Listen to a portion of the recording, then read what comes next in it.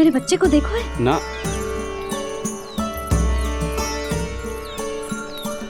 काकी, मेरे बच्चे को देखो है। नहीं नहीं।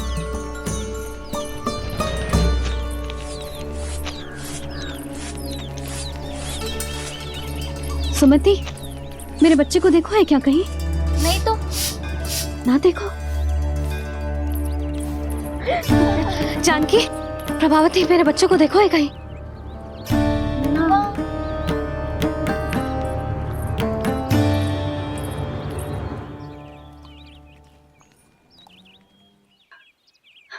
कहाँ है तू? देख तेरी मैया कितनी चिंतित हो रही है, और तू है कि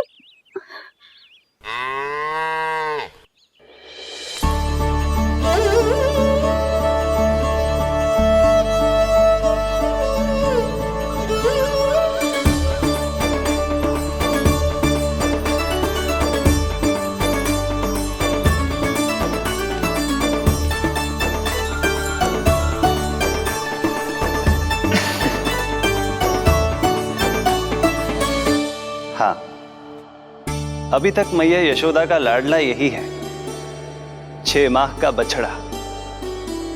इसी पर ये अपनी सारी ममता न्योछावर करती हैं। तो फिर भाग गो, प्रतिदिन का काम होगा है तेरा। मैंने कही थी ना, मेरे बिना, अपनी मैया के बिना कहीं ना जानो है। ये संसार कितना भयानक है, कुछ मालूम है तुझे? दुष्ट भरे पड़े चारों ओर। वाह, दुनिया की अनोखी मैया और उसका अनोखा बालक, जो कि बालक है ही ना, गाय का बछड़ा है।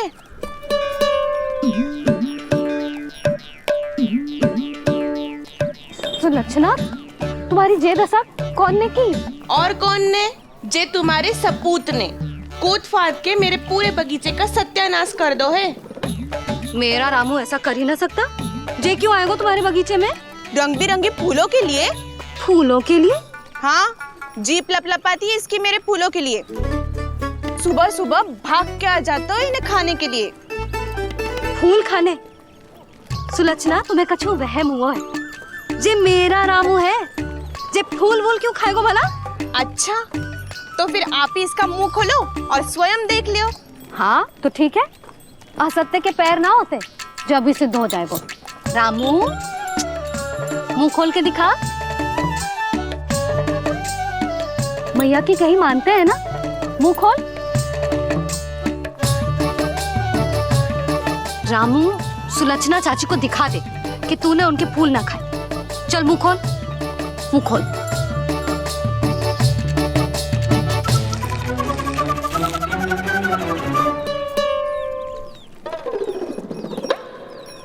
हाँ हाँ, देख लो, इसने कुछ ना खाया है।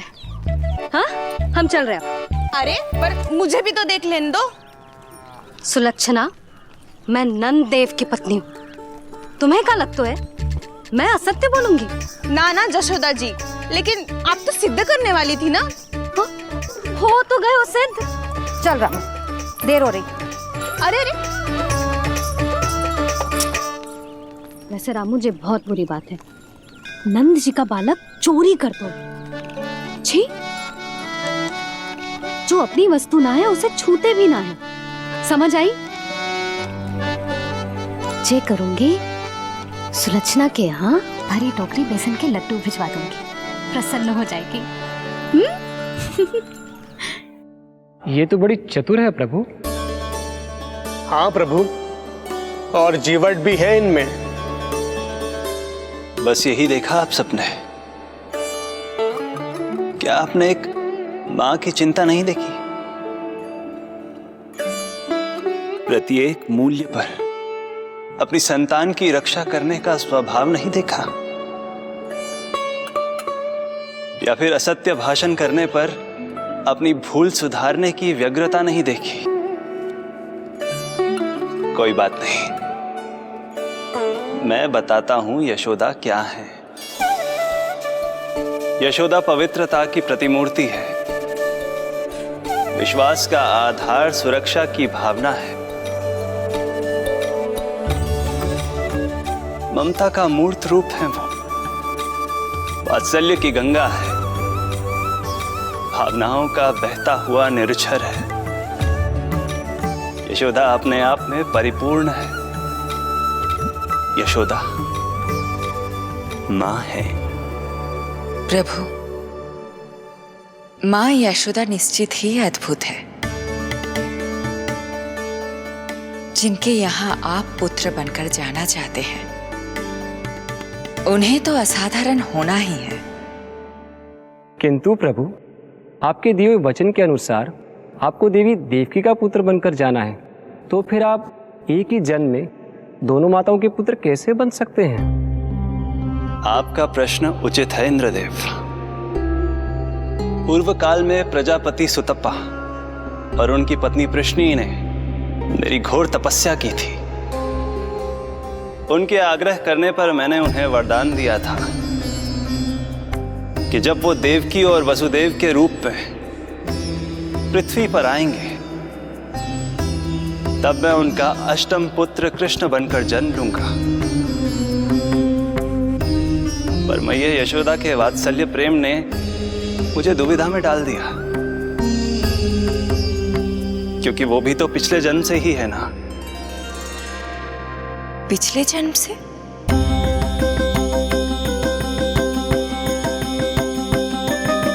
पिछले जन्म में मैया यशोदा 8 वसुओं में से एक श्री द्रोण की पत्नी धरा थी।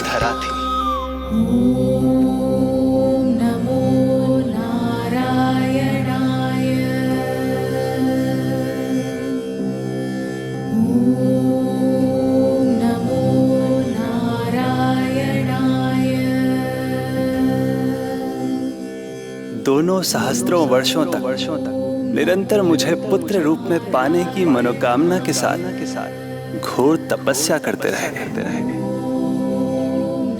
अपने तप में वो दोनों इतने लीन थे कि प्रकृति की कोई भी शक्ति उनका ध्यान भंग नहीं कर पाई। किंतु फिर एक दिन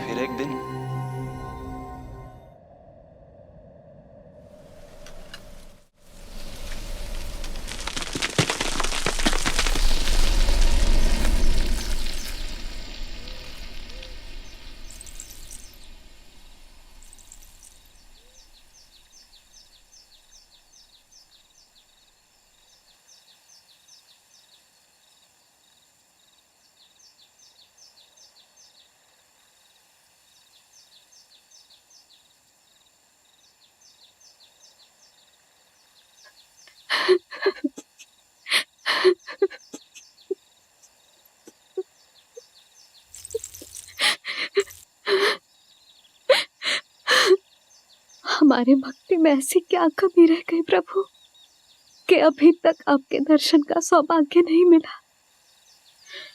अब तो सैकड़ों वर्ष बीत गए हैं आपका सुमिरन करते हुए।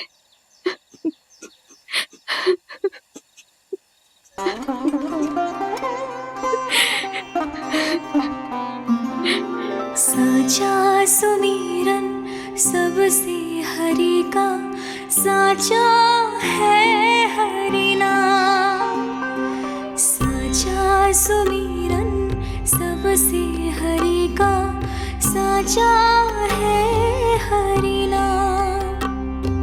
जिनकी कृपा से बन जाते हैं सबके बिगड़े काम, सबके बिगड़े काम। साचा सुमिरन सबसे हरि का, साचा है हरि नाम। आतुर है आंचल का उपवन, सुनने को पैजनियां छुन छुन।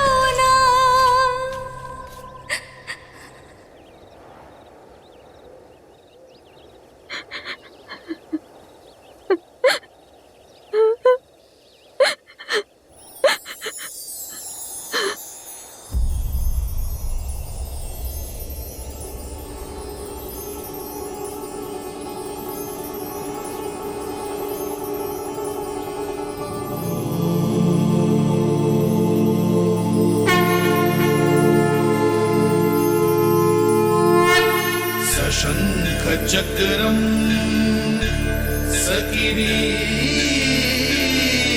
कुंडलम सपीत वस्त्रम सरसीरुहे क्षणम सहार वक्षस्थल शोभितौस्तुभम नमामि विष्णु शिरसा चतुर्भुजम्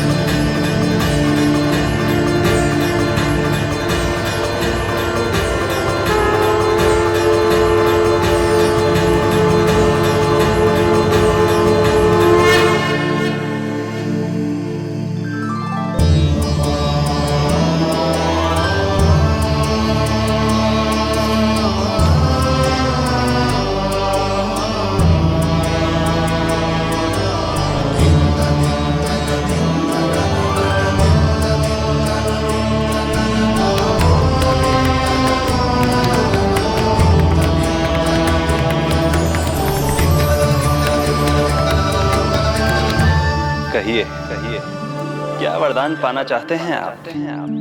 प्रभु, हम आपकी सेवा करना चाहते हैं, परंतु भक्त की भांति नहीं, अभी तो माता पिता के समान। आपका एक पुत्र के रूप में पालन पोषण करें। आप हमें माँ पिता के भांति प्रेम दें और हम आप पर अपनी ममता न्योछावर कर सकें। बस इतनी ही इच्छा है प्रभु। आपकी इच्छा पूर्ण होगी। मैं आपकी संतान के रूप में अवश्य आऊंगा, किंतु उसके लिए आपको मेरे अगले अवतार के बाद एक और अवतार की प्रतीक्षा करनी होगी, क्योंकि अगले जन्म के लिए मैं पहले ही ये वरदान माता देवकी को दे चुका हूँ। प्रभु, किसी भी जन्म में आपको अपने पुत्र के रूप में पाना मेरा सौभाग्य होगा, किंतु मेरी ममता मेरे वश में नहीं है प्रभु। आप साक्षात मेरे सामने खड़े हैं, किंतु मेरे नेत्र आपके इस दिव्य चतुर्भुज रूप को नहीं देख पा रहे। इन्हें तो आप अभी से बाल रूप में दिखाई दे रहे हैं। मेरे भीतर उमड़ती ममता की ज्वार का अनुभव कीजिए प्रभु। केवल कल्पना मात्र से मेरा वक्षस्थल दूध से भराया है। ये गोद तरसने लगी है, मन अभी से लोरियां गाने लगा है। मेरे इस अनुरोध को स्वीकार कीजिए प्रभु, कृपा करें। इस माँ से और प्रतीक्षा ना करवाए प्रभु, और प्रतीक्षा ना करवाए। उस पल माता धरा की ममता भरी भक्ति और प्रेम भाव को देखकर मेरे मुख से भी वो शब्द निकल ही पड़ा जिसे एक बच्चा पहली बार बोलना सीखता है, माँ।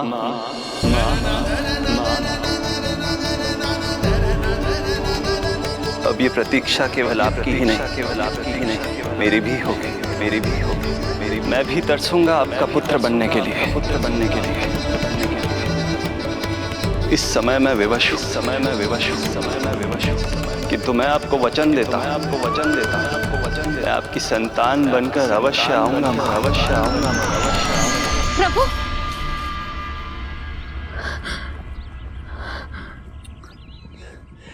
धरा, भगवान ने हमारी पुकार सुन ली। वरदान तो सभी भक्तों को मिलता है, परंतु हमें तो हरि का वचन मिला है। वो आएंगे, अवश्य आएंगे। अब हमें केवल उस शुभ दिन की प्रतीक्षा करनी है। अब और प्रतीक्षा नहीं होगी मुझसे।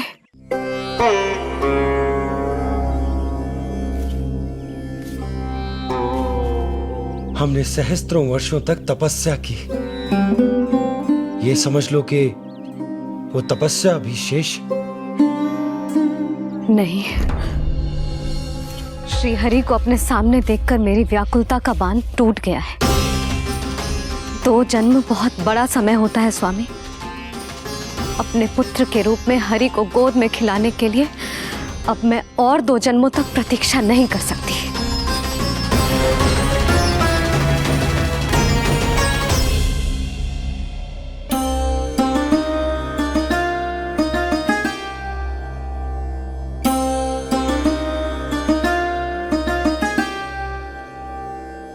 व्यर्थ हरि बिन जग ये सारा, व्यर्थ हरि बिन जीवन धारा। पूजन वंदन व्यर्थ हरि बिन, व्यर्थ धरार जीवन धारा। वरुण देव विनती सुन लीजिए, तन मेरा निर्जल कर दीजिए।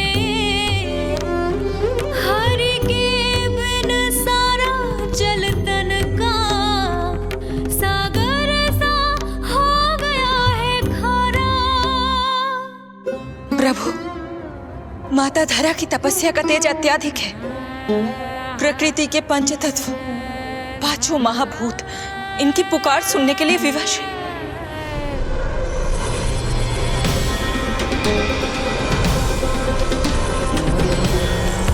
धरा, प्रिय ये क्या कर रही हो? रुक जाओ। जठराग्नि सब दूर ये कर दो,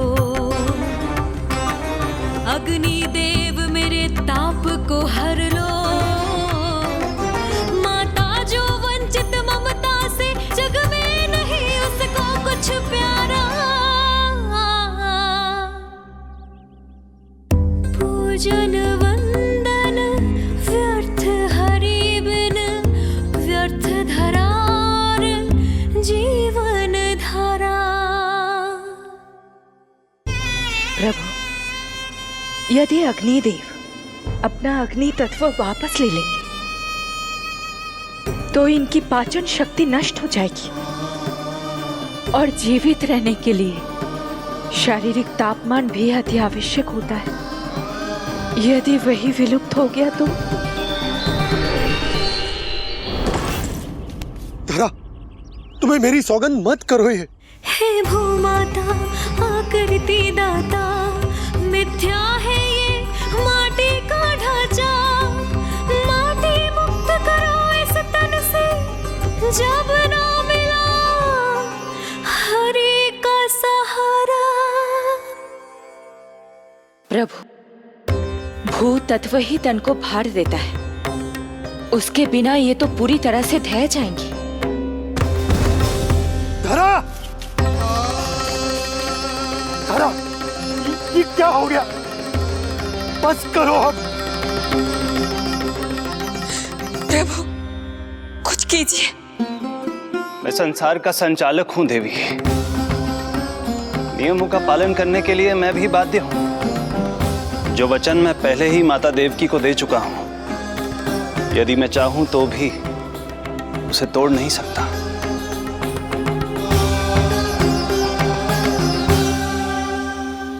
सुख लो आयु सब इस तन की, आस है जो ना शेष है मन की। वायु देव कृपा करो अब ये, रोक दो इन श्वासों की धारा।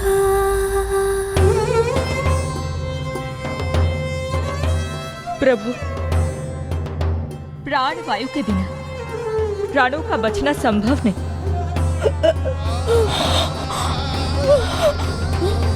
धरा, धरा, धरा, धरा, बस करो अब। क्या तुम अपनी सुध-बुध खो चुकी हो? तुम्हारे प्राणों में मेरे भी प्राण बसते हैं प्रिय। रुक जाओ।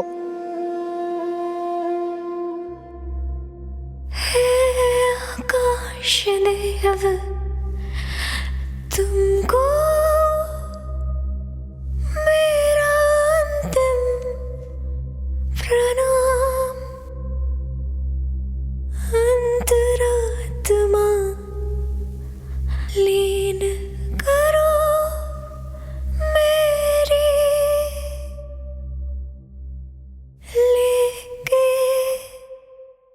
श्री हरि का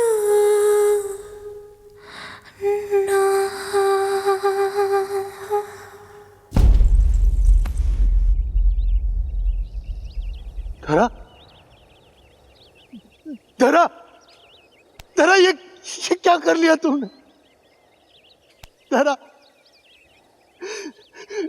कोई है, कोई है, सहायता कीजिए। धरा,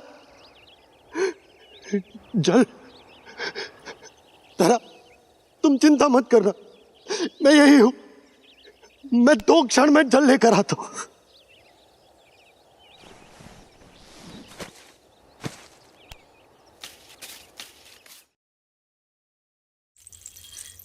प्रभु, आप नियमों से तो अवश्य बंधे हैं, परंतु आप लीलाओं के स्वामी हैं। कोई तो उपाय निकालिए। आपने इन्हें मां कहकर पुकारा है। माँ की प्राण रक्षा पुत्र नहीं करेगा तो और कौन करेगा?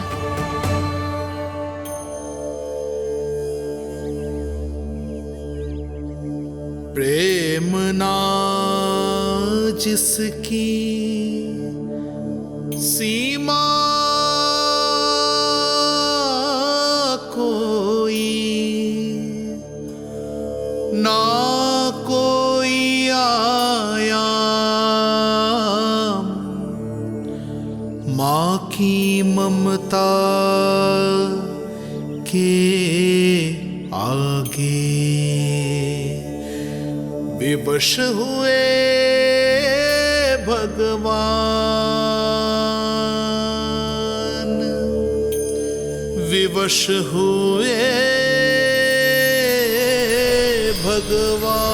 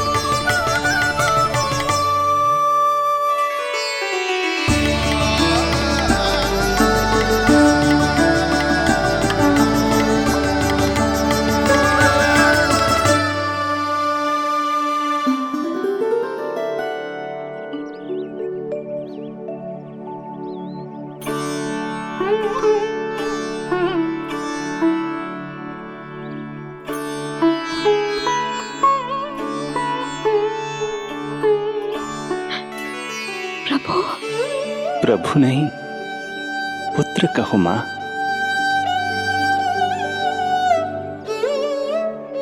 पुत्र, मेरा पुत्र, मेरा पुत्र।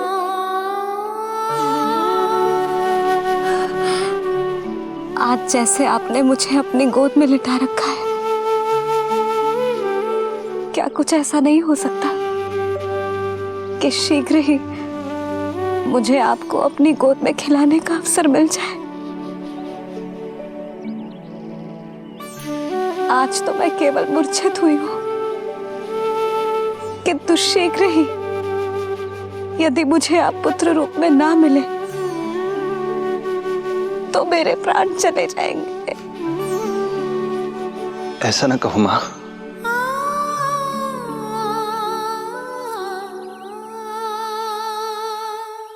माता देवकी को मैं पहले ही वचन दे चुका हूं, इसलिए विधि के विधान के अनुसार मुझे उन्हीं का पुत्र बनकर जन्म लेना होगा।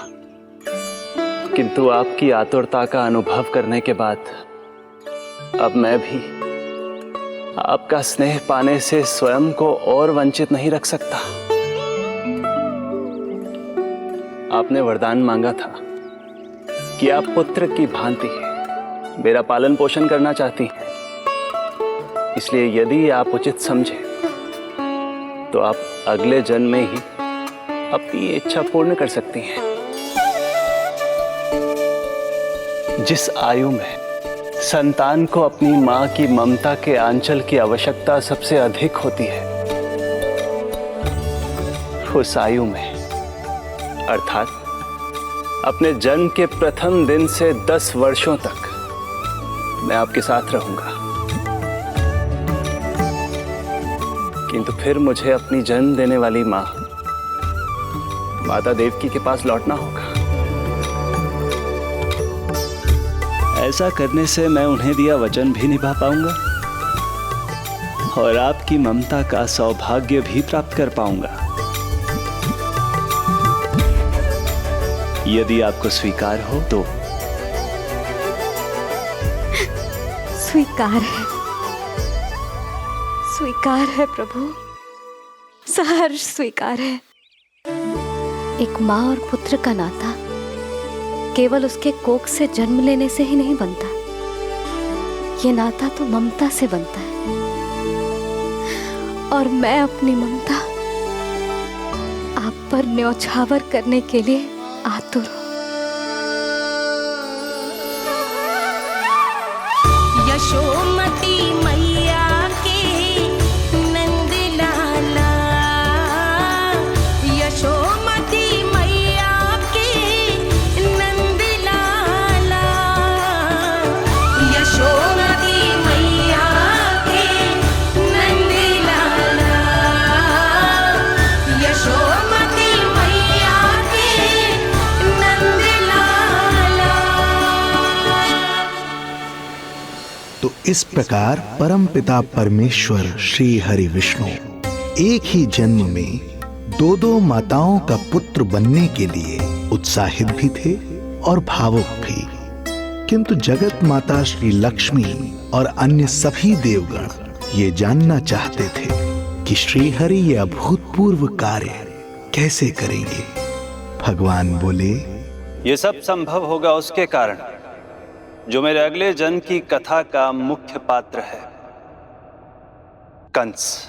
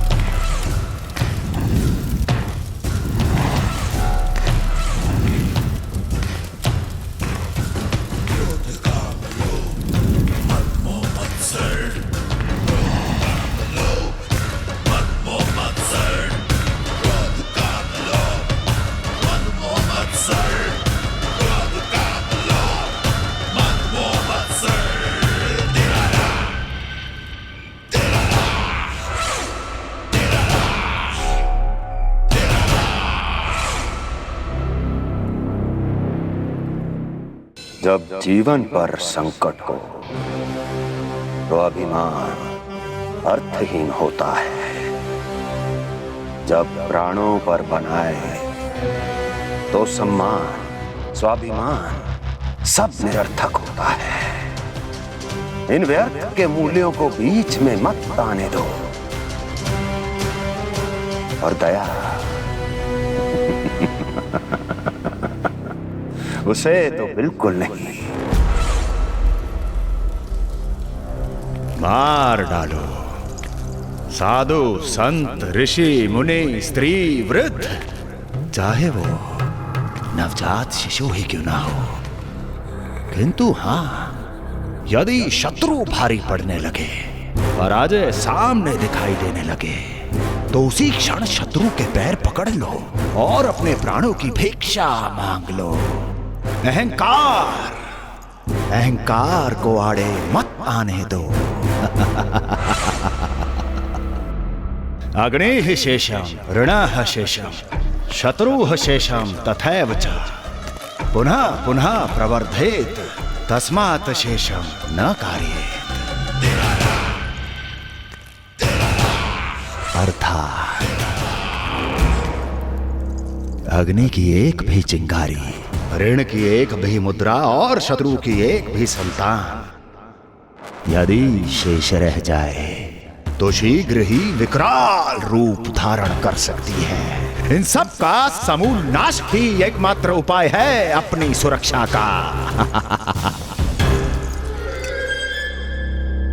इसलिए कहता हूं, साम दाम दंड भेद कोई भी युक्ति क्यों ना लगानी पड़े,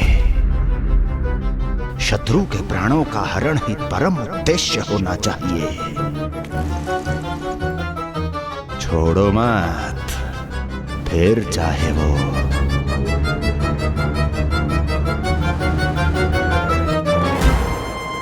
विष्णु ही क्यों ना हो।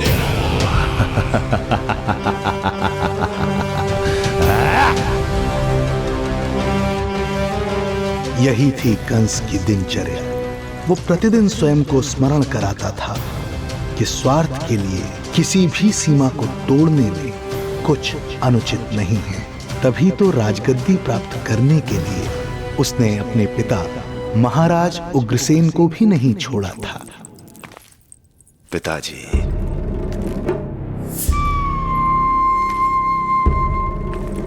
हो सके तो मुझे क्षमा कर दीजिएगा। कल्पना भी नहीं की थी कि मैं आपके साथ ऐसा व्यवहार करूंगा। आपको प्रतीत हो रहा होगा कि मैं क्रूर हूं, स्वार्थ में अंधा हो गया हूं, किंतु मैं विवश हूं।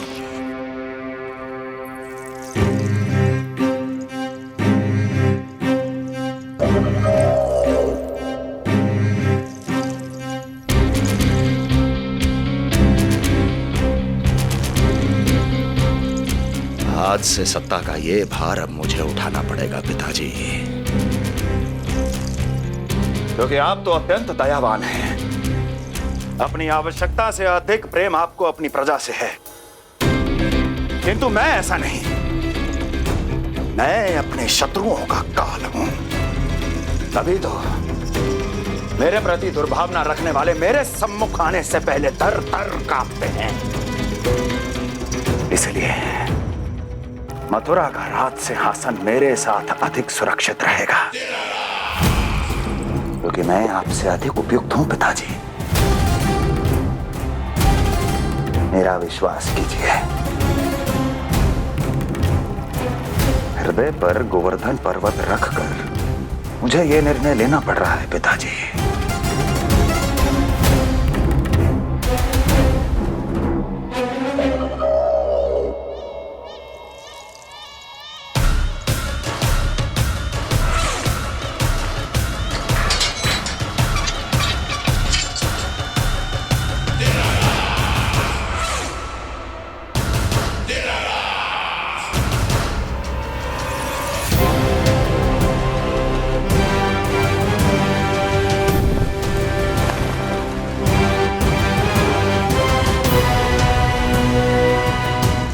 चाबी यमुना में फेंक देना। कोई कितना भी क्रूर, कठोर राक्षस ही क्यों ना हो, किसी न किसी के लिए उसके हृदय में भी प्रेम उपजता ही है। कंस भी इस नियम का अपवाद नहीं था। इस संसार में एक जीवात्मा ऐसी भी थी जिसे वो स्वयं से भी अधिक स्नेह करता था, और वो थी उसकी लाडली बहन देवकी।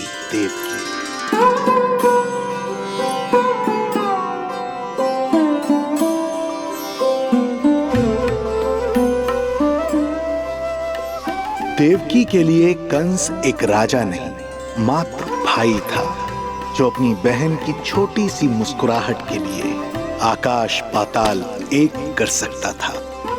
अत्यंत धूमधाम से उसने अपनी देवकी का विवाह यादवराज वसुदेव के साथ संपन्न करवाया।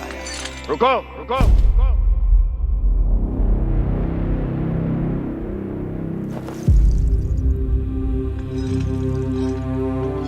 ये आप क्या कर रहे हैं? आप मथुरा नरेश हैं? नहीं कुंवर जी, आज मैं मात्र वो भाई हूं जो अपनी प्रिय बहन के साथ बस कुछ क्षण और व्यतीत करना चाहता है। कंस के हृदय में देवकी के लिए उमड़ता प्रेम का सागर तब अचानक सूख गया जब उसने ये आकाशवाणी सुनी। महापापी अत्याचारी कंस,